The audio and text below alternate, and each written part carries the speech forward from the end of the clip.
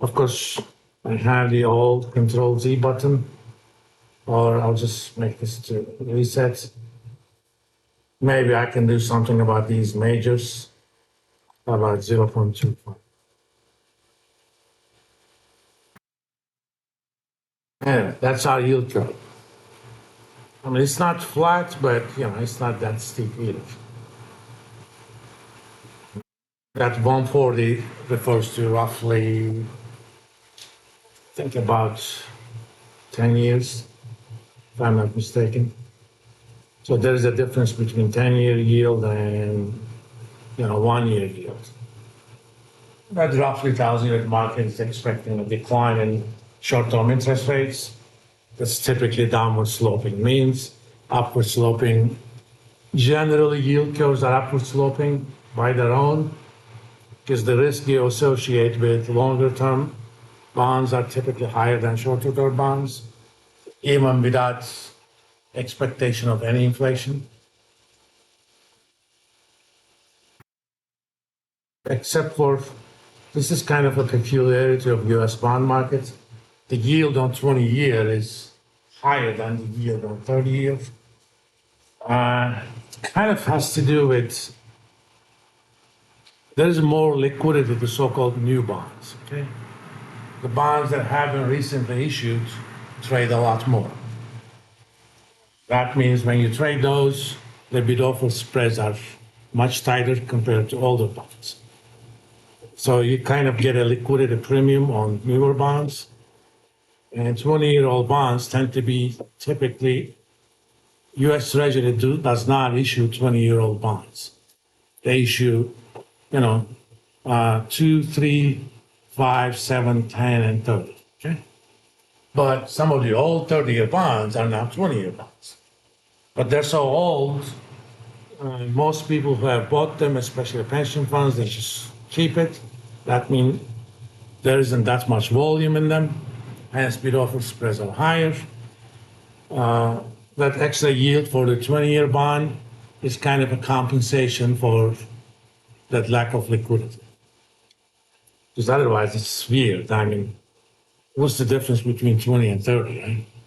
They're both too far into the future, but that's the peculiarity. All right, once you have this,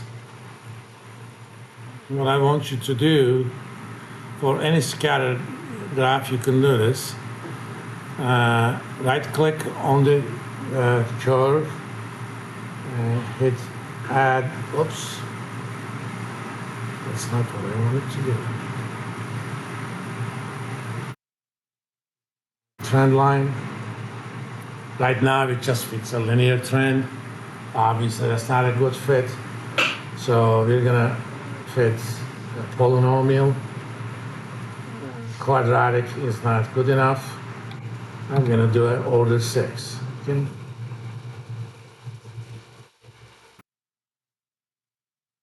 As you can see, it's pretty good fit. Again, if you're not doing little polynomials for each segment, it's called spline polynomials. This is pretty much the best you can do. You're probably thinking, what is that equation for that? Well, down here at the bottom for my trend line, display the equation on charts, okay? You can move that around. Come on.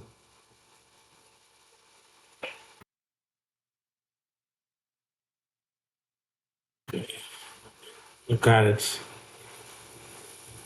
Yes. There's kind of a delay between the two. Let me make that a little bit bigger first.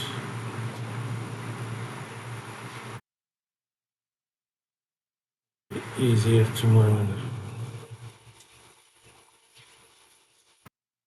Yeah, that's my equation. That's one of the reasons I did that transformation of the term, because given term, you know the log of the term divided by 3. If you use x as your log of the term, this gives you the fitted number for that month. So all you have to do is write those numbers in, and when I say A0 here, That's the intercept. A1 is the coefficient on x, A2 is the coefficient on x squared, and so on. So 548, 84, 62, 47.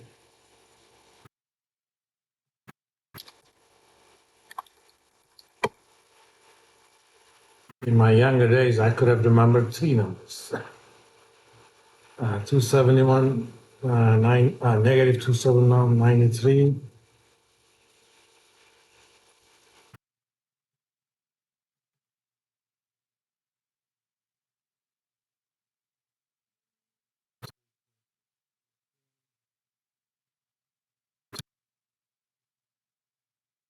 Something, 554, 76.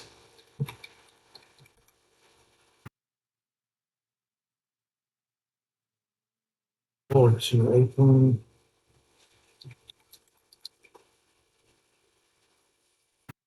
Negative 0.9976.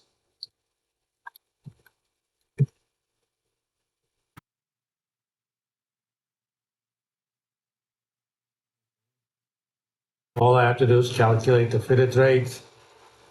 I already have the log of that. The way you would do that, basically evaluate that polynomial.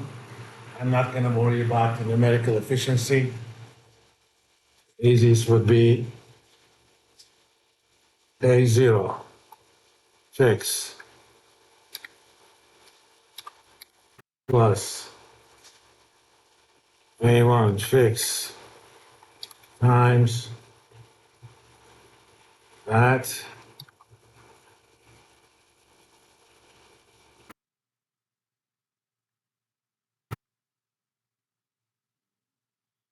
to squared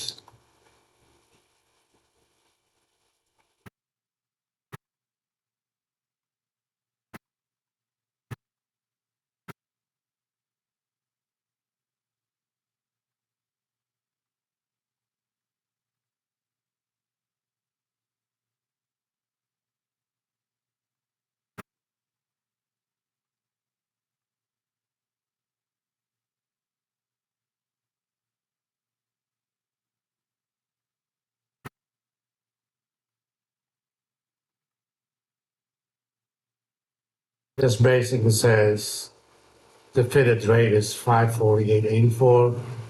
Like if it is up to you whether you do that or not. If I rounded that up to 2 digits, I'm just gonna do it for formatting purposes. It's exactly the same as the 1 month rate, actual rates.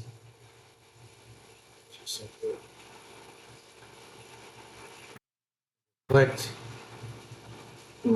2 month rate, fitted one is 555, so on and so forth. It's not a perfect fit, but given the limitations on kind of tech I can impose on you, that's good enough. Think of this your RU, okay? It's the first thing you're gonna do, and I am not going to give you the spreadsheet. I'll give you the blank version, you're gonna fill it out. That's kind of the purpose of the assignment.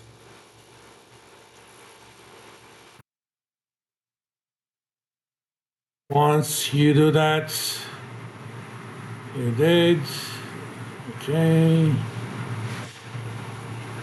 Okay, part 6 is, given that par curve, you're gonna calculate what we call a 3 month forward. That means you're gonna calculate the 3 month forward rates starting 1 month from now. So the first rate you're gonna calculate is rate for a loan that starts 1 month from now, that ends 4 months from now. Then you're gonna do 2.5, 3.6, 4.7, so on and so forth. And when you plot that together, that is called a forward curve. It's kind of based on what the market is.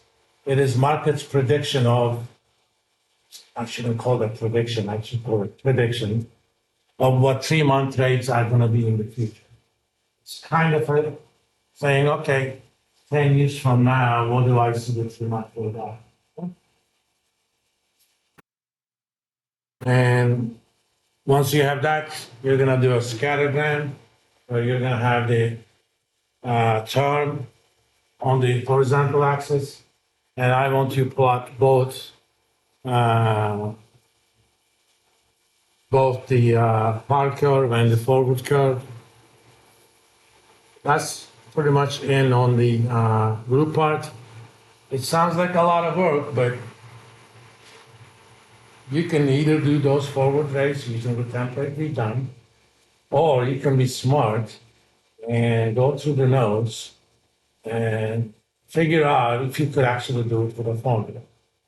There exists such a formula. On purpose, I haven't given it to you. So it is up to you whether you're gonna do these manually or you're gonna figure out exactly what we're doing over there. And from that, just enter one formula, do the rest. The purpose of that is if you want, you could discover what that is. Obviously, I can kind of nudge you a little bit without giving you the answer.